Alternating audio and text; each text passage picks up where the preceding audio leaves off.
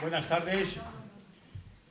La verdad es que hablar del tema de la transición en el ejército me apetece. Es un tema que de alguna manera no es que me obsesione, pero sí me preocupa porque es poco conocido. Ya se ha demostrado en las charlas anteriores que la transición ha sido un periodo decisivo para la España actual, por las consecuencias que nos ha traído. Menos conocido tal vez es el tema de la transición en el ejército y por eso creo que era muy conveniente este tema más específico dentro de la transición. Concretamente, en mi comunicación voy a tratar de hacer tres partes de alguna manera diferenciadas. Primero, conocer un poco cómo era el Ejército Nacional, el Ejército del Estado Nacional, que es lo que teníamos, el que sufrió la transición. Luego, unas pinceladas grandes sobre el sentido de la transición para encuadrar cómo se aplicó la transición en el Ejército. Y finalmente, y de una manera muy sucinta, porque son muchos hechos, marcar aquellos acontecimientos que de alguna manera han pesado y siguen pesando en este cambio tan profundo que han sufrido los ejércitos, para que tengamos claro cómo se ha cocido el resultado de los ejércitos actuales. Bien, lo primero que hay que decir es que el ejército que había a partir del 18 de julio de 1936, que nace en aquel momento, desde el primer momento se llamó Ejército Nacional, ya que es una definición, es un ejército de la nación. Si queremos ver el que había en el otro lado, ellos mismos hablaban del Ejército de la República, de un sistema político, ya no era el Ejército de España, un ejército nacional, sino ellos mismos, en el mejor de los calificativos, era el Ejército Popular de la República, que luego además no era el Ejército Popular de la República, era un ejército de un frente popular, de un grupo de partidos, y además ellos mismos se autodenominaron Ejército Rojo, y llevaban los emblemas del Ejército Rojo de la Unión Soviética, la estrella de 5 puntas, el saludo con el puño cerrado, los comisarios políticos, etcétera, etcétera. Pero no merece la pena perder más tiempo. Lo que sí es cierto es que el Ejército Nacional es un ejército que sale de una reacción para defender a España. Por eso también nuestra guerra, desde el principio, nosotros, los que creemos en por qué se hizo esa guerra, hablamos de guerra de liberación nacional, porque se estaba liberando a España de una invasión principalmente soviética. El objetivo de Stalin y el objetivo de la Unión Soviética era tener un segundo país en el otro extremo de Europa, como era España, propicio para imponer una república soviética, una más. Sería la República Soviética de España. Muy bien, pues este Ejército Nacional nuestro, vamos a definirlo un poco, era un ejército que desde el principio, sobre todo después de triunfar en la guerra, defendía cosas que defienden todos los ejércitos en sus países: la soberanía, la independencia, la unidad, la integridad territorial, la seguridad nacional y la defensa del orden institucional, que dijo luego, resumiéndolo, la Ley Orgánica del Estado en el artículo 37. Bien, y esto el ejército lo que hacía era garantizarlo. No lo ejecutaba a diario, que eso era deber del Ejecutivo, del Gobierno. Garantizaba, estaba como detrás, para dar fuerza a estos principios básicos para la existencia de la nación. Por eso era un ejército nacional. ¿Y quién constituía este ejército nacional? Constituían los tres ejércitos, tierra, mar y aire, pero también las fuerzas de orden público. O sea, lo que era la Policía Nacional y la Guardia Civil. Todos estaban integrados y estaban con las mismas misiones. Eran para todas las Fuerzas Armadas. Bien, este ejército además tenía claro, institucionalmente, una conciencia clara de su misión, qué es lo que tenía que hacer, lo sabía claramente. Tenía una tremenda cohesión interna, era un ejército unido, no solo verticalmente por la acción de mando, como todo ejército debe estar unido porque manda el jefe, sino además porque se sentía unido de abajo arriba también, la fidelidad, y también a nivel estamental, estaban unidos los compañeros, había compañerismo, camaradería, porque estaban sirviendo a España a través del posible uso de la fuerza para defender todas las cosas que hemos dicho. Bien, además de esto hay que reconocer que los primeros años después de la guerra, sobre todo a la raíz de la Segunda Guerra Mundial, se produce además un cerco diplomático a España, la situación económica de España era penosa y las grandes sacrificadas en los intentos de desarrollo nacional que se llevaron a buen término fueron las Fuerzas Armadas, siempre mal pagadas, mal de alguna manera reconocidas de alguna forma, o sea, no hacía ostentación, pero a todos los niveles, no solo a nivel de tropa, a nivel de oficial y suboficial, y a nivel de generalato. El generalato no tenía ningún lugar de privilegio, cosa que no pasa en otros ejércitos. Los generales eran exactamente al mismo nivel de trato que el resto de los componentes de las Fuerzas Armadas. Bien, pues esta, además, el último, digamos, connotación que tenían estas Fuerzas Armadas era su arraigo social. Socialmente, los ejércitos en España estaban tremendamente bien considerados. La gente baja, humilde, la de pueblo, los menos favorecidos, siempre tenían fe en el ejército. Y esto, de alguna manera, se traducía, y hay que hacer constancia repetidamente, como haré de ello, a través del servicio militar. Esta unión con el pueblo, esta unión con la sociedad, este conocimiento e intercambio mutuo, el ejército dando preparación militar, pero dando también conocimientos de patriotismo y también conocimientos, digamos, profesionales en un desarrollo social de esta sociedad que lo necesitaba tanto, sobre todo en los años de la posguerra, lo hacía perfectamente el ejército. Bueno, y esto no es que lo diga yo, que lo digo, y lo repito y lo afirmo, sino que además quedaba reflejado en su capacidad de actuar. El ejército, a pesar de la penuria, a pesar del cerco internacional, a pesar de que todo Occidente y Oriente, los comunistas y los capitalistas, nos declararon que estábamos fuera de la legalidad internacional, a pesar de esto, el ejército pudo garantizar todos estos principios que dijo antes. Y nuestras fronteras durante todo este tiempo no se tocaron, y no porque no lo intentaran. Y así se demostró claramente cuando hubo un intento de invasión en el Valle de Arán en el año 1944. Entraron fuerzas comunistas perfectamente organizadas, armadas, todos ellos voluntarios, según ellos, magníficamente ideológicamente motivados, entraron en el Valle de Arán, que como todos sabemos geográficamente es como si fuera Francia, la gran cornisa pirenaica está al sur del Valle de Arán, con lo cual era muy fácil invadirlo y tomarlo. Y desde allí proclamar otra vez una nueva república, un nuevo soviet, para iniciar una reconquista comunista de España. ¿Qué es lo que pasó en aquel momento? En primer lugar, que no encontraron apoyo en la población. Estos se creían que en cuanto llegaran a España y tomaran estas poblaciones, la población se iba a alzar no solo en el Valle de Arán en contra del sistema, sino que también en el resto de España iban a surgir, y ya lo habían preparado, distintas autoridades o distintos movimientos populares para unirse a este levantamiento contra el régimen de Francisco Franco. Bien, no solo no pasó esto, sino que además que desde el otro lado, desde el lado nacional, el Ejército Nacional, solo con movilizar las fuerzas que había en la Capitanía General de Cataluña, fuerzas de servicio militar obligatorio, no eran voluntarios, no bien armados, porque estaban distribuidos por toda España por el peligro que había de otras acciones. Bien, con estos acabaron con el movimiento y con la invasión. Acabaron en 48 horas. Se entregaron muchos y muchos salieron huyendo y volvieron a pasar a Francia. ¿Esto qué quiere decir? Primero, la capacidad del ejército de cumplir sus misiones y la incapacidad de los que estaban en el otro lado. Bien, hay más manifestaciones, lo voy a pasar deprisa porque hay muchas cosas que hablar que es conveniente decir. Todo esto se basaba en que ya se estaba inculcando el sentido de patriotismo, de defensa de lo propio entre la tropa. Este servicio militar completamente distinto al que había conocido España en la época de la monarquía o en la época de la república, donde había cantidad de excepciones, donde uno lo hacía, otro no lo hacía, había soldados de cuota, se pagaba, no se pagaba, era algo bastante corrupto. A partir de que está en funcionamiento el Ejército Nacional, la mili, por decirlo así, era igual para todos. Igual, legalmente igual. Luego, como siempre, podría haber sus argucias y tal, pero la mili era igual para todos. Y además se adaptaba perfectamente a las distintas necesidades.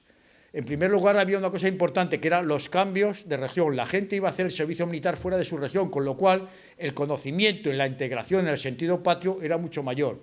En segundo lugar, se daban muchas posibilidades. Hay que añadir que a las funciones del ejército era su función social.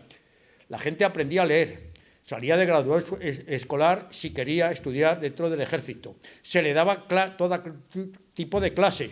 Los conductores primero que había en España de camiones, de máquinas, de automóviles, salían del servicio militar. Pero es que había cursos de promoción profesional obrera dentro del ejército, que se llamaba formación profesional de ejército, y por las tardes se llevaban clases de todo, de torneros, de electricistas, de carpinteros, y la gente salía titulada. Era un cambio de vida antes y después del servicio militar. Y además influía incluso en las costumbres de todo tipo, hasta las de tipo alimentario. Yo he vivido todavía, y eran años mucho más recientes, que la gente cuando llegaba y le daban de tomar un yogur de postre, no habían tomado un yogur nunca. Esto es un ejemplo, pero es que había muchos. O sea, la gente muy localizada en sus lugares de origen desconocía posibilidades en la alimentación de todo tipo. Y la gente aprendía a comer, aprendía a viajar, aprendía a vestir, aprendía a relacionarse. Y algunos, muchos, aprendían hasta a ducharse porque no se habían duchado nunca.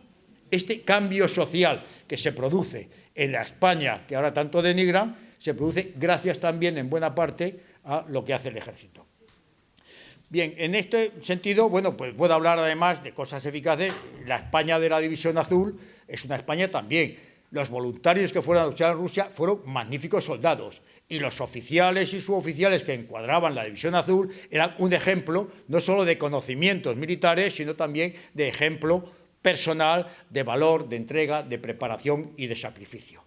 Hay que decirlo también, porque eran parte del Ejército Nacional lo que se desplazó hasta Rusia. Pero podemos hablar también de la lucha contra el maquis.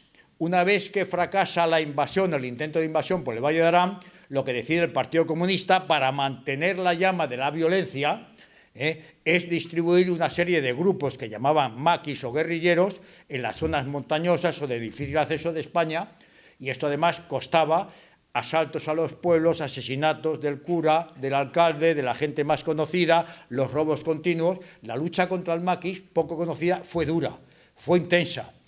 El eje principal de la lucha contra el maquis fue principalmente la Guardia Civil, la que tuvo más bajas, pero el Ejército colaboró, ayudó, aisló zonas, dio apoyo logístico, dio apoyo de armamento, de información, etcétera, etcétera. Y esto es un buen funcionamiento del Ejército. Todo esto lo estoy diciendo porque es que estas cosas se desconocen. Se creía que el Ejército no servía para nada, para quitar parte de su vida a los jóvenes que los tenía aburridos en los cuarteles, fregando y limpiando y pelando patata. Nada más incierto. Pero es que podemos hablar también de que cuando se produce el norte de Marruecos, el protectorado del norte de Marruecos, Francia le da la independencia a su parte de protectorado y se constituye en una nación independiente, el Reino de Marruecos. España, que tenía la parte norte, también hace una evacuación de cerca de 45.000 hombres que estaban desplegados en el protectorado. Se hace durante un periodo de 2 años y se hace perfectamente. No hay ningún problema, ningún incidente. Y estas que son operaciones difíciles en esas situaciones que había de la independencia, que había de los países africanos y asiáticos, el que no hubiera ni un solo incidente, con perfecto orden. No era solo la disciplina y la buena organización, sino la capacidad de buena relación en ese momento con las nuevas autoridades marroquíes.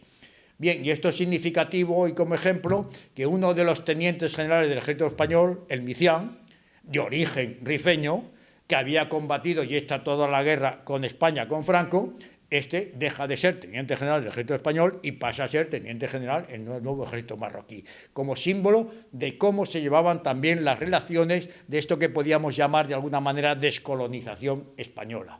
Ese ejemplo.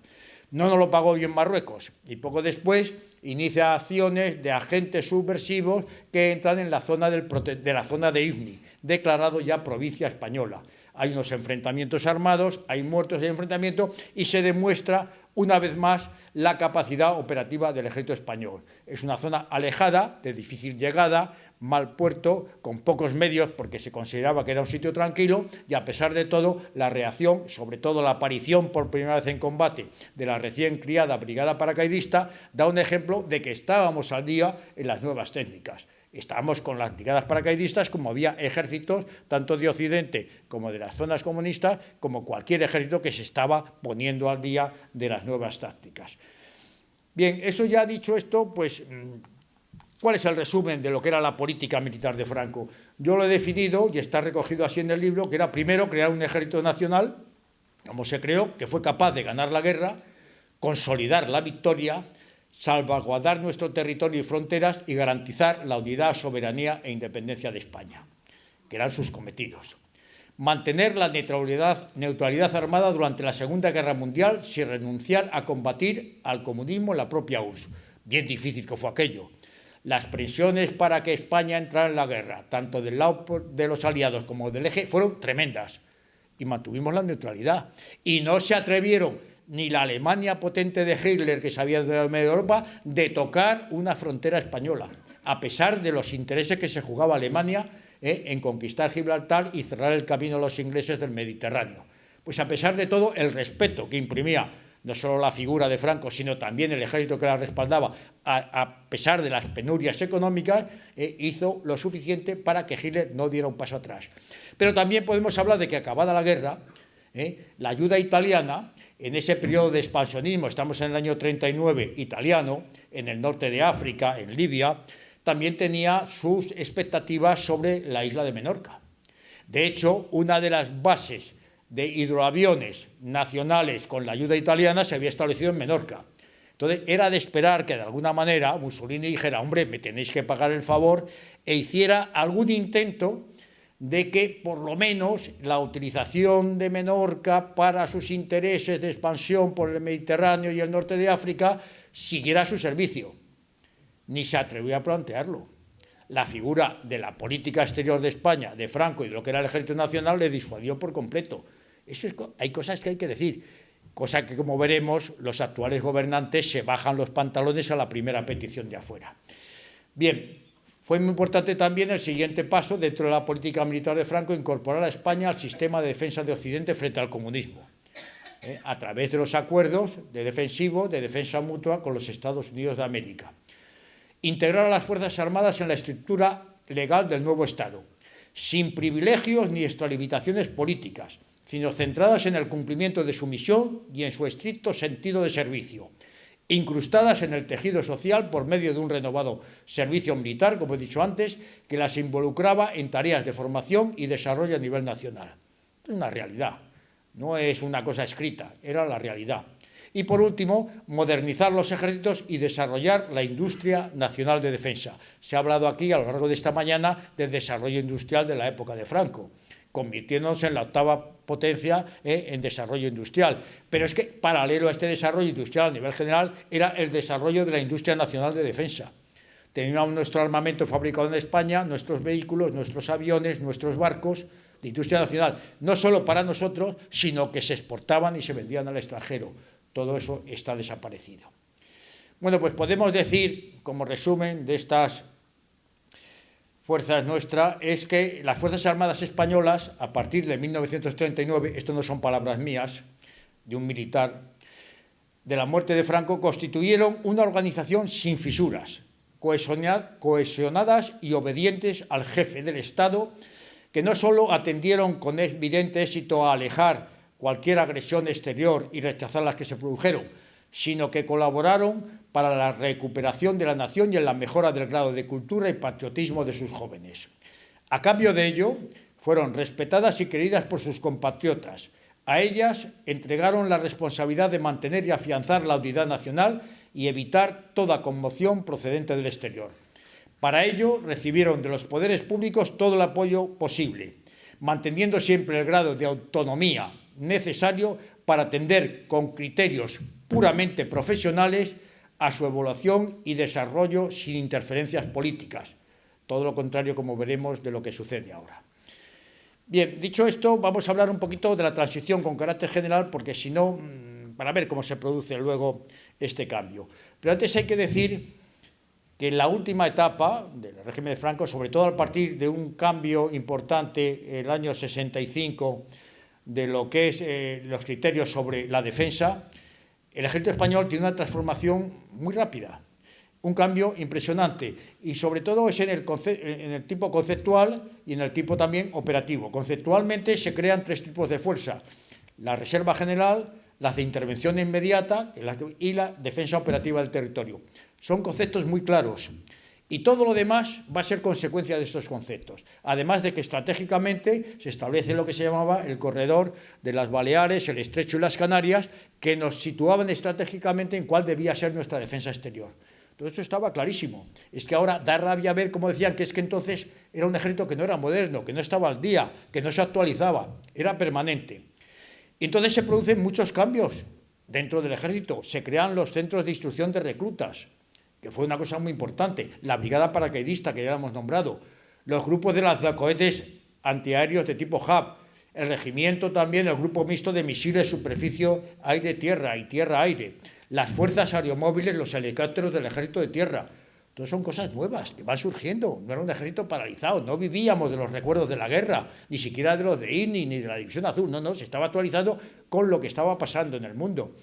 Hay adquisiciones de material nuevo, además de la propia industria de defensa que se está creando, se compran carros de combate al exterior, cazas, Mirage 3 para el Ejército del Aire, se intensifica también la preparación y la dedicación de los cuadros de mando. Hasta entonces, por las penurias económicas, había cierta concesión para que los cuadros de mandos pudieran tener trabajos alternativos por las tardes, porque no cubrían las necesidades familiares para seguir viviendo.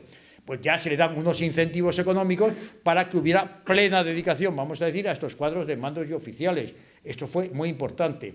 Todo esto repercute en unos planes de instrucción para la tropa y de las unidades mucho más completos, porque además hay medios para hacerlos, hay gasolina para mover los vehículos, hay munición para hacer los entrenamientos, hay tiempo disponible, hay campos de maniobra para desarrollarlos.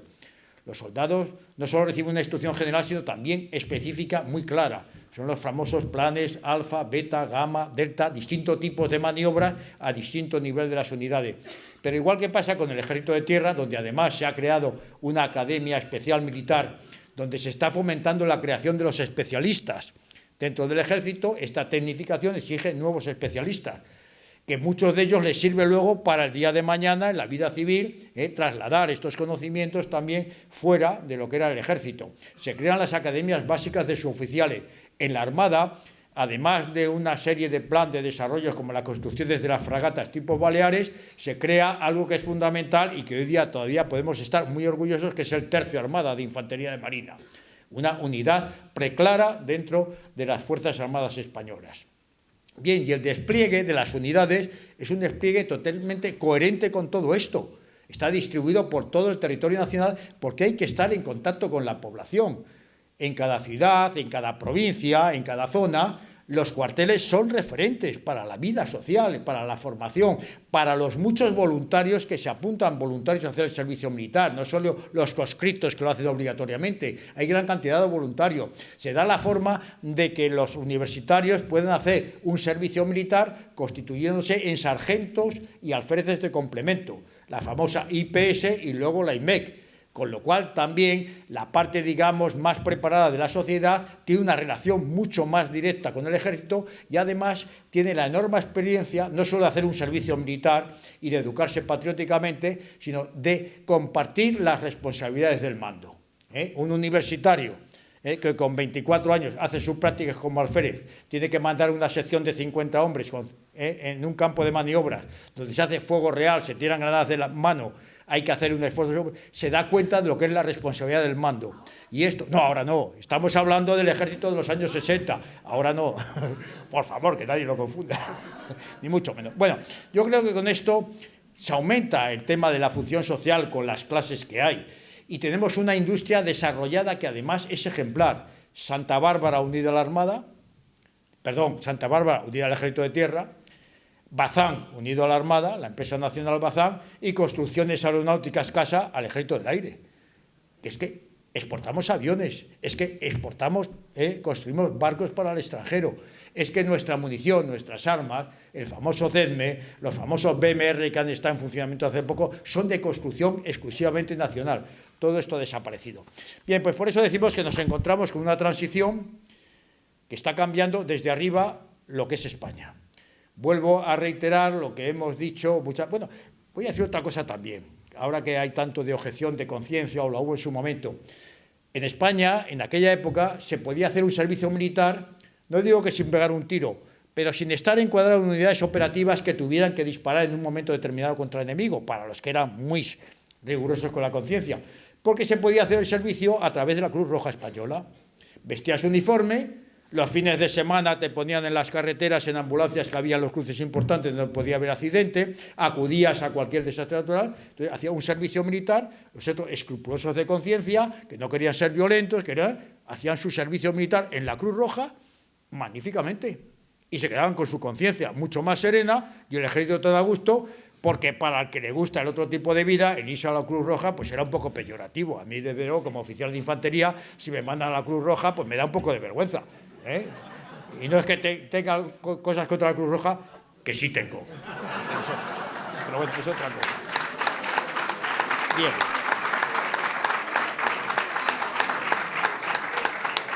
Llegamos al cambio, a esta segunda parte. ¿Qué está pasando? Va a haber un cambio en España políticamente, se huele, porque se está preparando desde hace mucho tiempo. Aquí han hablado que se empezó con el asesinato de Carrero.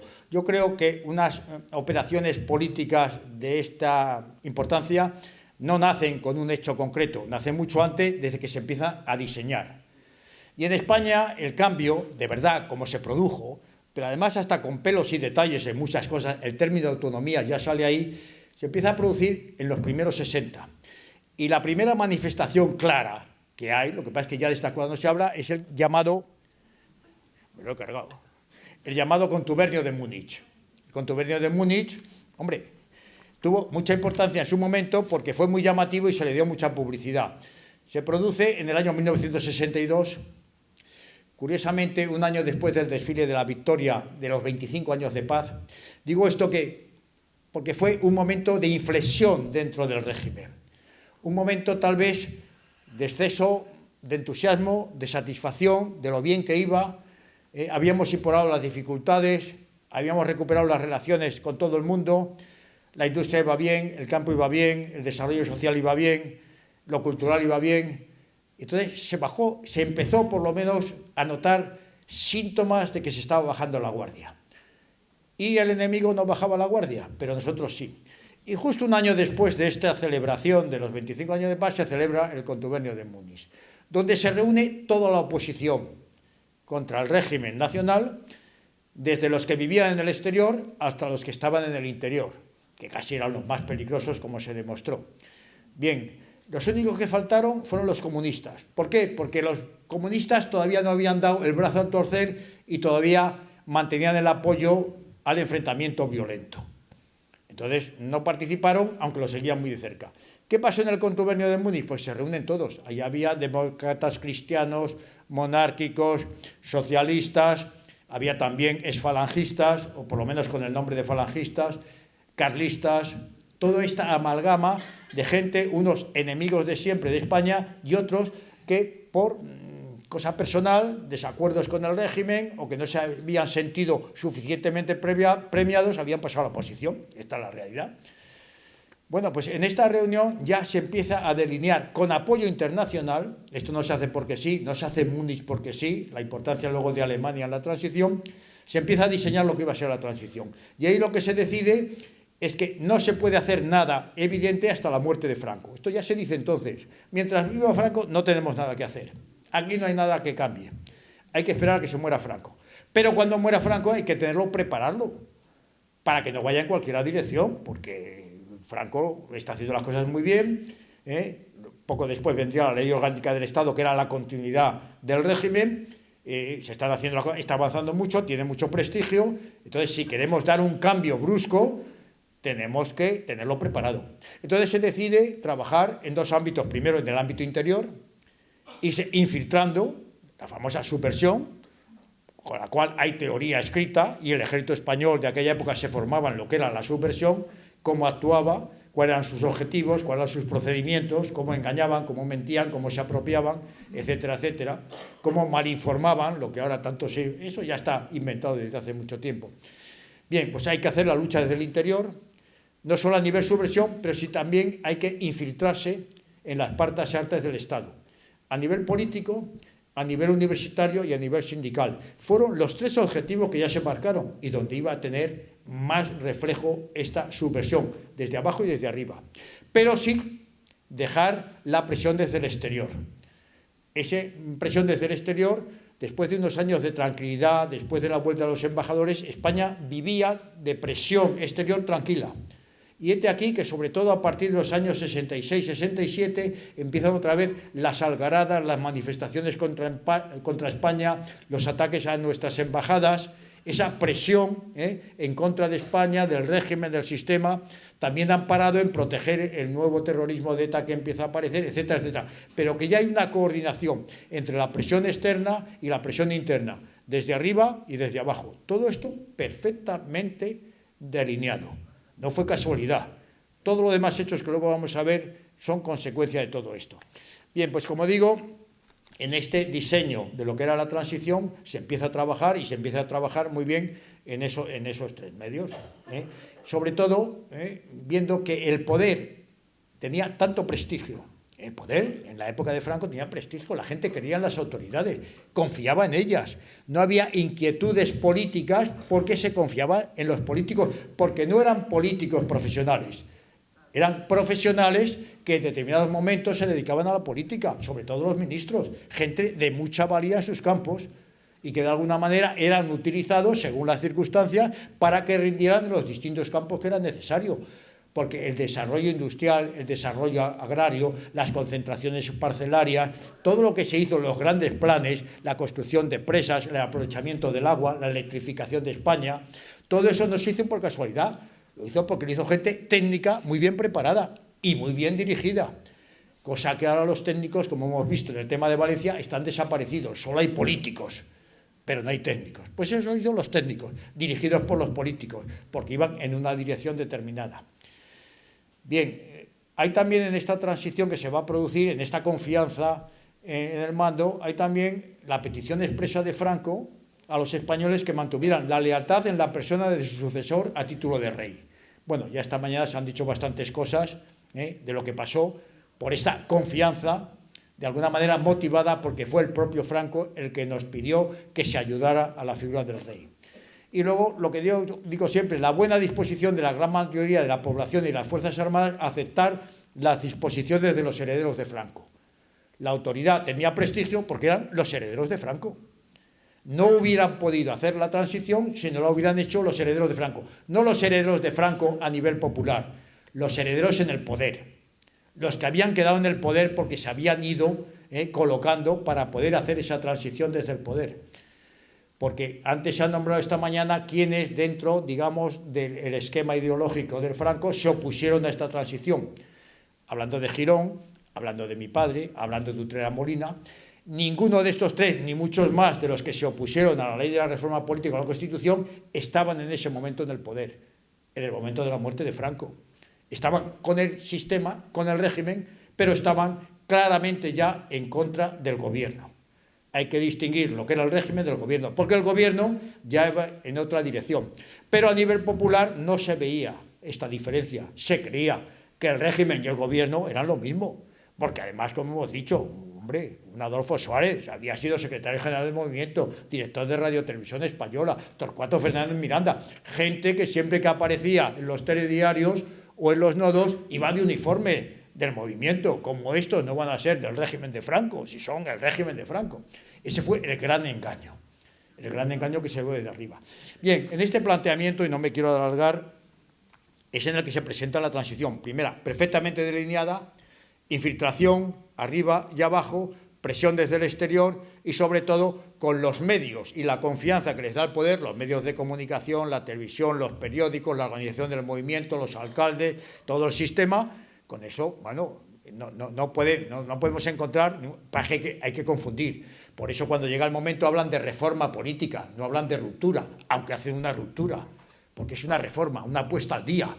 El propio Fernando Suárez dijo, vamos a conservar todo lo fundamental, solo vamos a cambiar lo accidental.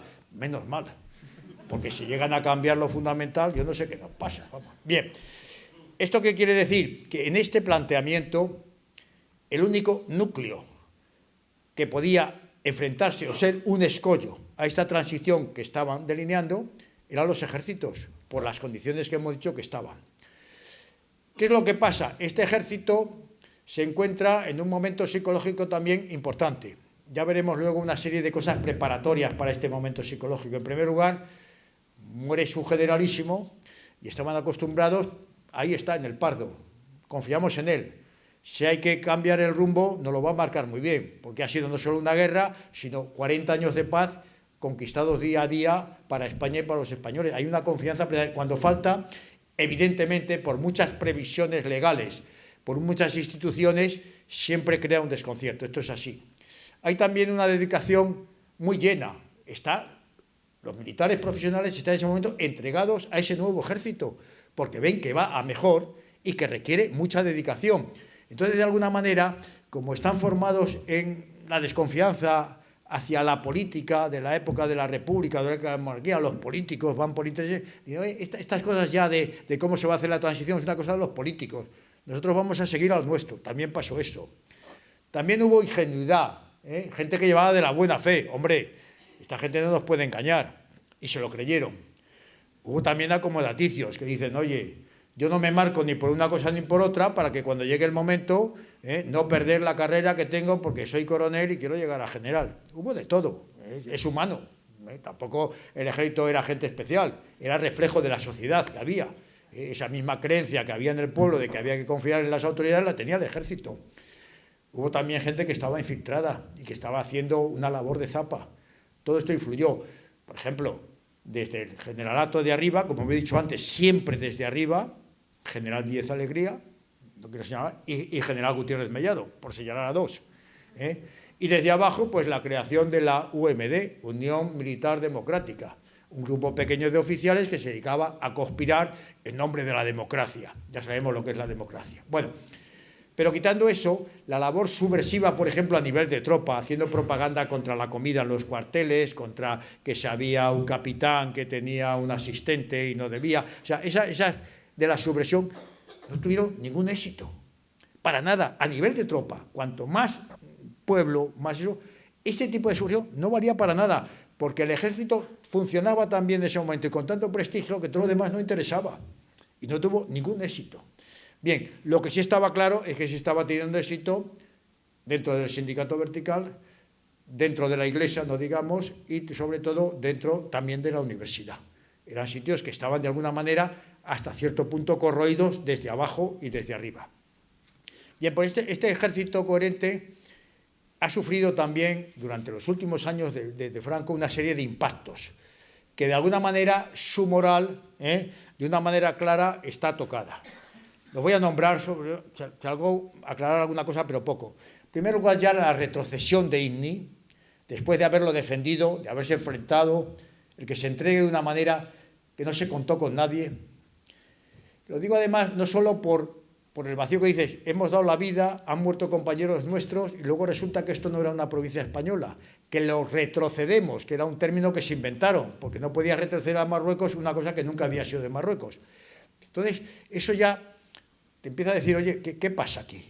¿Qué pasa aquí? Lo de Inni fue un toque de atención, pero era un toque de atención sobre todo porque se sabía que era una imposición del exterior. O sea, esa independencia que había conseguido, esa soberanía que había mantenido España durante los años del cerco internacional, de repente, cuando ya nos habíamos integrado en la Europa, digamos, general, en Estados Unidos, teníamos buenas relaciones, comerciábamos, teníamos todo contacto permanentemente, y ahora cedemos a las presiones y entregamos Inni porque nos lo dicen de fuera.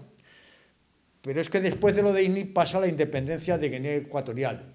Más duro todavía, porque Inni era muy pobre, tenía pocas inversiones, no se había desgastado mucha gente, nada más que los militares, pero en Guinea se había hecho un esfuerzo nacional de colonización importante. No de colonización de colonias, de colonización de hacerlo civilizado, de civilización.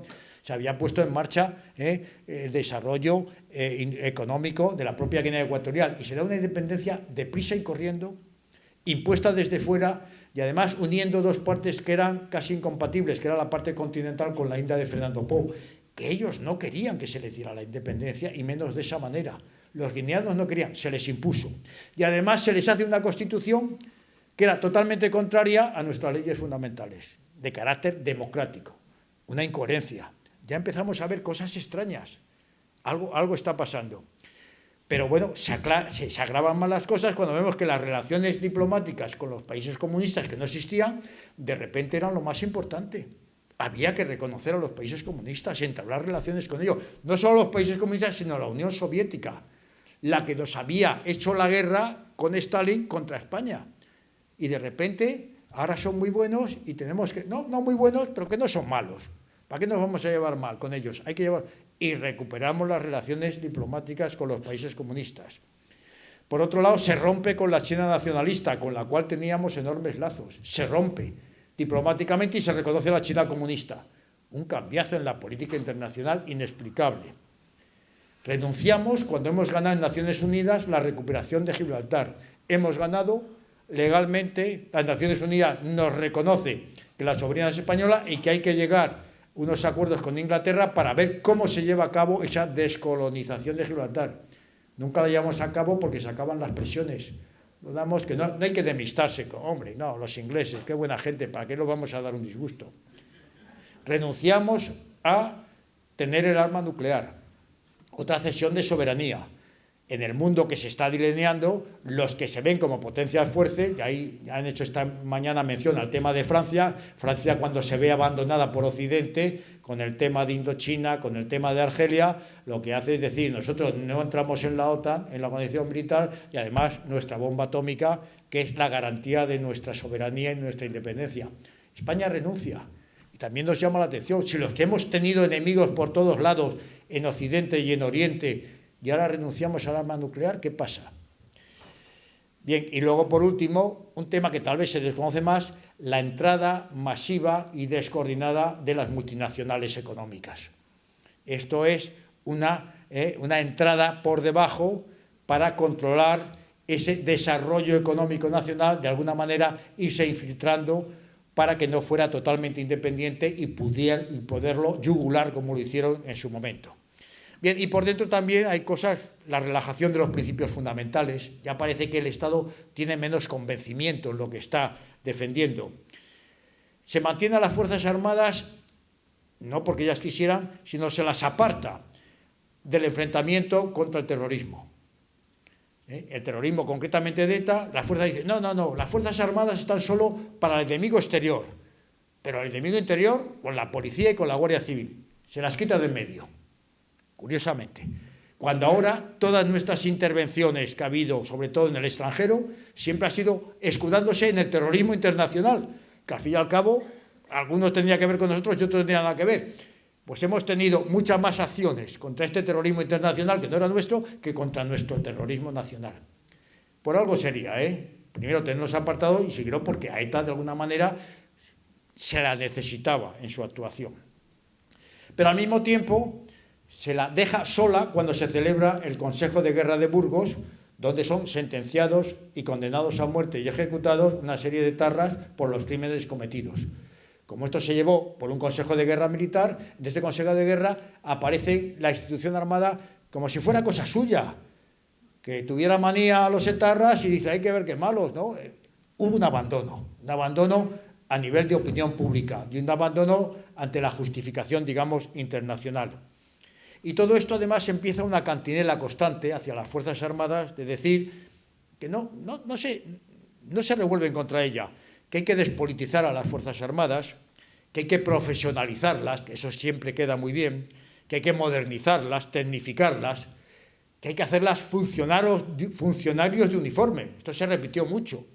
Hombre, que si los convirtieron en funcionarios, pues como hoy, se han convertido de uniforme, pero en ordenanzas, en bedeles, mano de obra barata, pero eso sí, obediente, disciplinada y eficiente. Para eso es para lo que sirven las Fuerzas Armadas. Pero Fuerzas Armadas, institución, defendiendo sus principios fundamentales y los que dan la nación, de eso se ha olvidado completamente. Bien, esto en general, pero luego se ha hecho una labor continua hasta la fecha, que ya ahora sí que voy a ir deprisa porque se nos acaba el tiempo, que influye en esta anulación de las Fuerzas Armadas. Primero, el asesinato de Carrero, se ha repetido aquí muchas veces, fue un impacto, al fin y al cabo era militar, era el jefe de gobierno, y no solo porque asesinaran al jefe de Estado, que no hubiera tenido mayor trascendencia, por otra parte, sino sobre todo por la reacción del propio gobierno ante el asesinato de Carrero, que no hubo reacción ante eso. Fue como una cosa no solo aceptada, sino que decir, pues hombre, no viene mal, de alguna manera, esa fue la postura del gobierno. Claro, esto desconcentra a las Fuerzas Armadas. De hecho, el director general de la Guardia Civil da unas órdenes de hacer una operación cerco en Madrid para que no huyan los que han asesinado al presidente del gobierno, y el gobierno le desautoriza y hace levantar la orden. ¿Qué pasa aquí?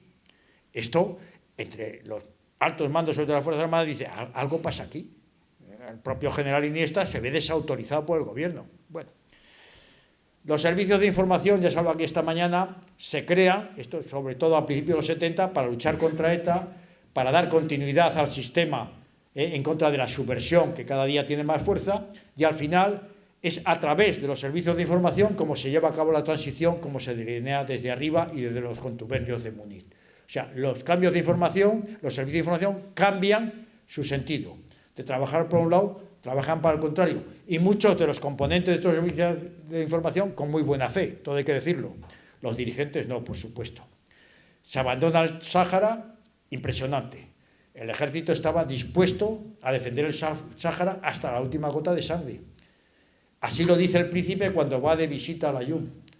Y a los pocos días se firman los acuerdos de Madrid y se entrega, se abandona el Sáhara y a los saharauis de una manera verdaderamente asquerosa.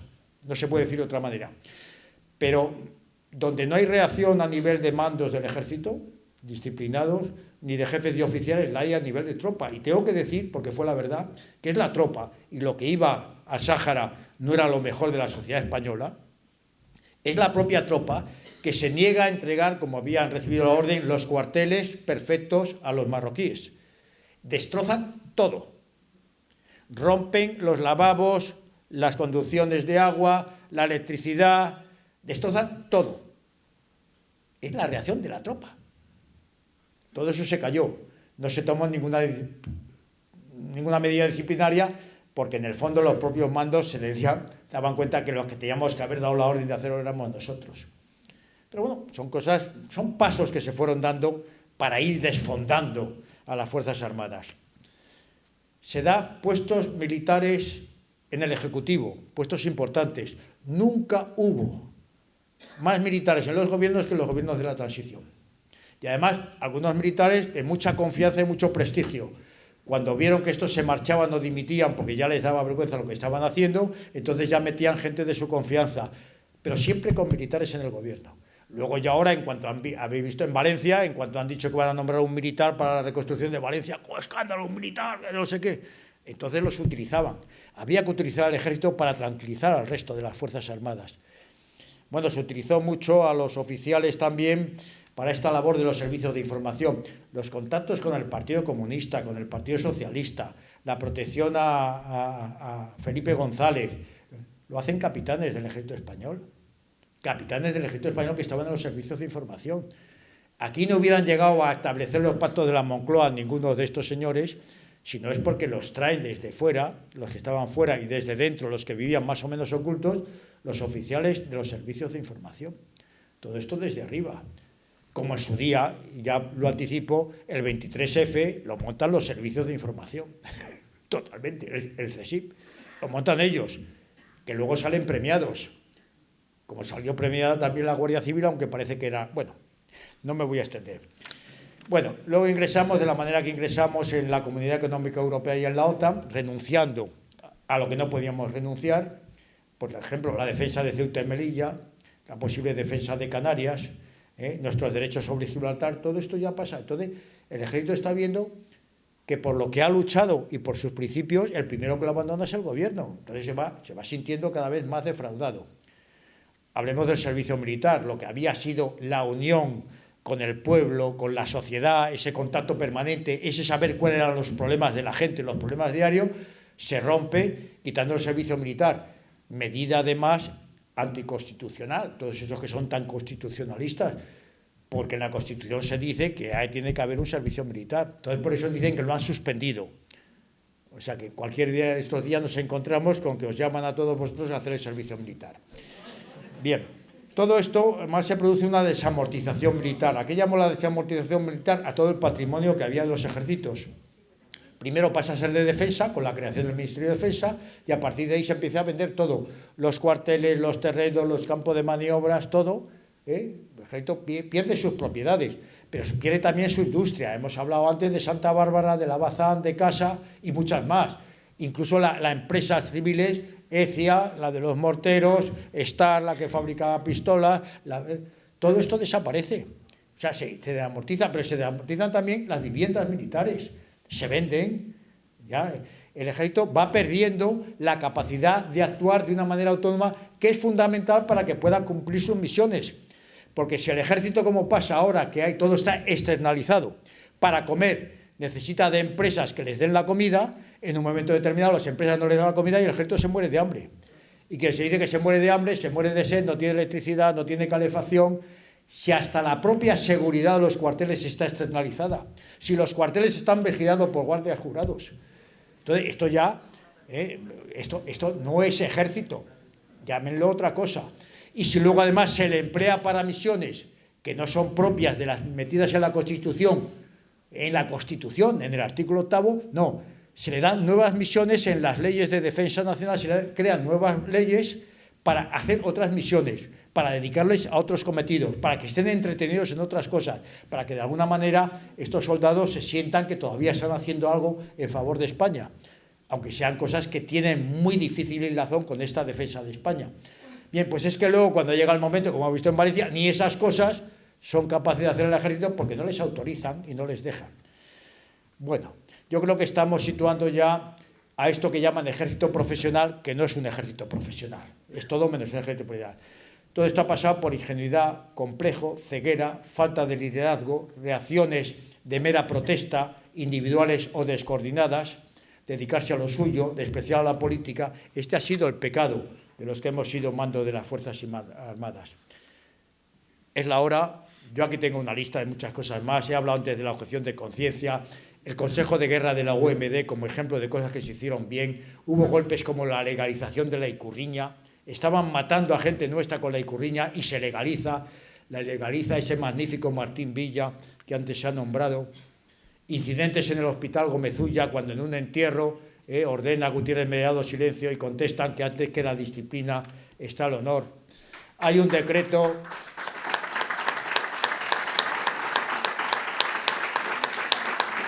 Hay un decreto ignominioso del año 77 en el que se regula el ejercicio de actividades políticas y sindicales por parte de los miembros de las Fuerzas Armadas, mientras que el que dirige las Fuerzas Armadas estaba haciendo política todos los días partidista, como era Gutiérrez Mellado, y siempre con el uniforme puesto. La legalización del Partido Comunista fue otra puñalada por la espalda, por delante, por detrás, por encima y por abajo a los ejércitos. La creación del CSIC, una gran traición porque se hizo todo a base de servicios de militares, de miembros de las Fuerzas Armadas, militares y Guardia Civil sobre todo. Hubo incidentes gravísimos, por ejemplo, en el cuartel de Basauri con el tema de la Policía Armada y unos asesinatos. Los problemas pesqueros, apresaban a nuestros pesqueros todo, Canadá, Marruecos, diariamente apresaban a nuestros pescadores, los tenían meses detenidos, se incautaban de las redes, de los barcos y todo, y nada, como si no pasara nada, no hubo reacción. Entonces, claro, el ejército decía, ¿para qué estamos? ¿Dónde está lo de la soberanía y lo de la independencia?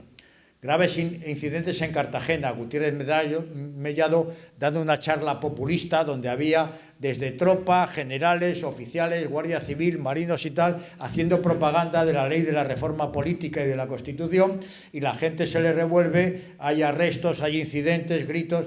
Una vergüenza. Esto pasa en el ejército. Nuevas ordenanzas para las Fuerzas Armadas. ¿Qué momento para cambiar las ordenanzas? Que eran de Carlos III, y estos señores las cambian en plena transición. Por algo sería. Modificación del escudo nacional, lo que se suprime, pues el águila de San Juan, el yugo y las prechas, el lema de una grande y libre.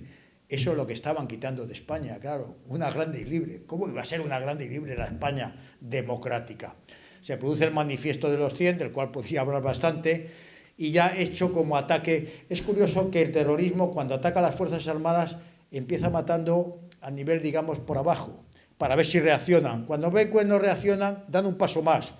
Y ya el remate de todo fue cuando matan nada menos que al general jefe de la división acorazada Bonete 1, la unidad más importante del ejército de tierra español. Pues no pasa nada.